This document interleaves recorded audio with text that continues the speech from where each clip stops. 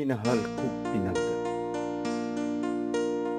Ang amahan nagpadala og anak nining kalibutana aron ikaw ug ako maluwas sa pagpakasala.